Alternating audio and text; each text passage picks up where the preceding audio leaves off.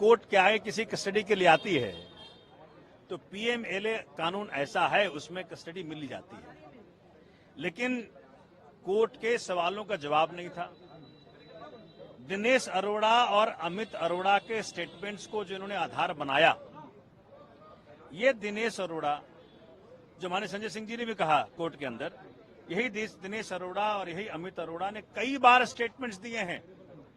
और एक बार तो इसके स्टेटमेंट में लिखा है कि क्या भैया संजय सिंह को आपने कोई पैसा दिया, वाला नो नेवर। तो ऐसी क्या बात हुई कि आज वो बदल गया स्टेटमेंट? बात ये हुई कि 1 अगस्त को इस शख्स को बेल मिला, ये बना अप्रूवर, और अप्रूवर बनने के बाद 14 अगस्त को ये स्टेटमेंट देता है। उस पर क्यों कोई ट्रस्ट करेगा? वो नेचुरल सी बात है, किसी का तुम कान फाड़ोगे, किसी का दांत तोड़ोगे, किसी के परिवार को धमकी दोगे, आप इस शर्त पे कि भाई तुमको तभी छोड़ेंगे जब तुम इन व्यक्तियों का नाम लोगे। तो संजय सिंह का छोड़ो, वो तो मोदी का नाम ले ले। सर, ईडी ने कुल कितने करोड़ रुपए लेन देन का आरोप लगाया है? कहा है कि 2 बार में 1-1 करोड़ रुपए हुए, फिर 1 करोड़ रुपए बाद में किसी के। ये तो ईडी से पूछो भैया जी, ये तो जीरो। मेरे हिसाब से ये सब हवा हवाई है। माननीय उच्चतम न्यायालय भी देख रहा है इसको, माननीय न्यायालय भी देख रहे हैं इसको। हवा हवाई है। एक नए धेले की रिकवरी नहीं, एक नए धेले का ट्रेस नहीं, एक नए धेले का एविडेंस नहीं। तो कौन किसकी पैसा? ठीक है सर, जो बयान जो 27 मार्च को हो चुके थे, मार्च में हो गए थे कई लोगों के, उसके आधार पर कोई कार्रवाई नहीं की गई, रखा रहा। अब आकर कार्रवाई की गई। इस पे बचाव पक्ष का भी सवाल था, कोर्ट का भी सवाल था। उसके बारे में ईडी ने एक्सप्लेनेशन दिया कि भी उन्हें धमकी दी गई थी कि बहुत सारे इन्फ्लुएंसर लोग हैं, उनका क्या किसी का नाम ना ले। सर, ये क्या मामला है? किस वजह से ऐसा ईडी को कहना पड़ा? आपको लग रहा है कि इस देश में इन्फ्लुएंसर संजय सिंह और सोमनाथ भारती हो सकते हैं? इस देश में इन्फ्लुएंसर वो होगा जिसके हाथ में आज ईडी है, सीबीआई है, वो इन्फ्लुएंसर हैं। वो पावर लगा रहे हैं, जोर लगा रहे हैं कि तू इनका नाम ले, तू इनका नाम ले, तू इनका नाम ले। तो ईडी के सारे आर्गुमेंट्स ध्वस्त हैं।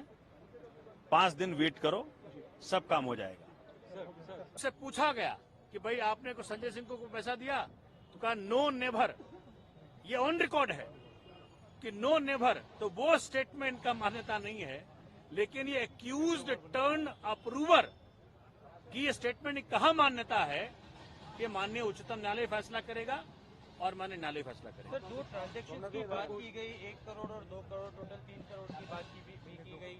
और ईडी द्वारा ये भी कहा गया कि कहीं ना कहीं जो मोबाइल है वो सीज किया गया है, उसको डेटा उसका निकालना है आगे चलकर। किस तरीके से देखते हैं? तो माननीय न्यायालय ने पूछा ये बात कि जब फोन तो आपके पास है तो डेटा क्या निकालना है? उनके लिए संजय सिंह की कस्टडी क्यों चाहिए आपको? इसका जवाब नहीं। तो ये सभी बातें ऑन रिकॉर्ड हैं और वो कह रहे हैं कि भाई हमने सीडीआर लिया है। और मैं आपको बता दूं, सीडीआर एक मोबाइल टावर का होता है। उस मोबाइल टावर के इर्द गिर्द ही वो व्यक्ति होगा। तो संजय सिंह के घर के बगल में मनोज ये तिवारी का भी घर है, तो क्या तिवारी से मिलने गया था वो आदमी? तो ये तो सीबीआई बताएगी, ईडी बताएगी। तो आज ईडी के पास किसी भी सवाल का जवाब नहीं था। आज ये बहुत दुखद है कि उस शख्स को ये प्रताड़ित करने का प्रयत्न कर रहे हैं, जो कि इस देश के अंदर कमजोर की आवाज, देश के जन जन की आवाज पार्लियामेंट में उठाया और मोदी जी को मजबूर किया कई बार। पहले सदन से निकाला और आज जेल भेजा, लेकिन सच जल्दी बाहर आएगा, ये आपको मैं वचन दे रहा हूं। आपकी तरफ से आगे क्या कोर्स ऑफ एक्शन होगा? क्या आपका कोर्ट जाना है अभी या क्या कानूनी तरीके से? अरे भाई, ये पहले प्रूफ तो कर लें। इनके पास कोई सबूत नहीं है, धेलेवर का सबूत नहीं है, 1 पैसे का ट्रेल नहीं है। ये सब हवा हवाई है पूरा केस। ये इसीलिए किया जा रहा है क्योंकि एक व्यक्ति है इस देश के अंदर जिससे माननीय मोदी जी को डर लगता है, उसका नाम अरविंद केजरीवाल। और उसी का परिणाम है कि उनके साथियों को तंग किया जा रहा है। अन्य गिरफ्तारियां भी होंगी? अरविंद केजरीवाल ने कल कहा कि और भी गिरफ्तारियां हो सकती। भाई देखो, राजा साहब का मूड है, अब राजा साहब जो चाहे करें, लेकिन देश की डेमोक्रेसी, देश का प्रजातंत्र, देश का संविधान, देश का कोर्ट इस बात का फैसला करेगा कि सच हो और न्याय हो इस देश के अंदर। कानून को ताक पर रख करके कार्रवाई की गई। आज ये कोर्ट में बताया गया कि ड्यू प्रोसेस ऑफ लॉ को फॉलो नहीं, उन्होंने फॉलो नहीं किया। ना कोई नोटिस भेजा, ना कोई समन भेजा। एक बैग जाकर के किसी के घर में आप उसको अरेस्ट कर लेते हो।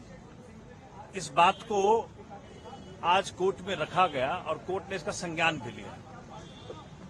बहुत दुर्भाग्य है कि इस प्रकार की हरकतें मोदी सरकार अपने राजनीतिक प्रतिद्वंदियों के खिलाफ ले रही है। हताशा की स्थिति है, निराशा की स्थिति है। ये दिनेश अरोड़ा का स्टेटमेंट कई बार हो चुका।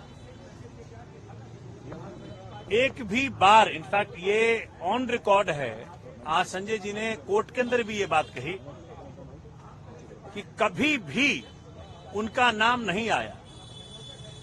और 1 अगस्त को जब उसको बेल मिल जाता है तो 14 अगस्त को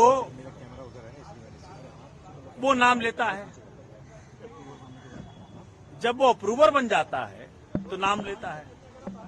तो पहला जो कोई एक्यूज्ड है आपका, उसके स्टेटमेंट की कितनी महत्ता है ये माननीय उच्चतम न्यायालय भी देख रहा है और माननीय न्यायालय ने भी आज देखा।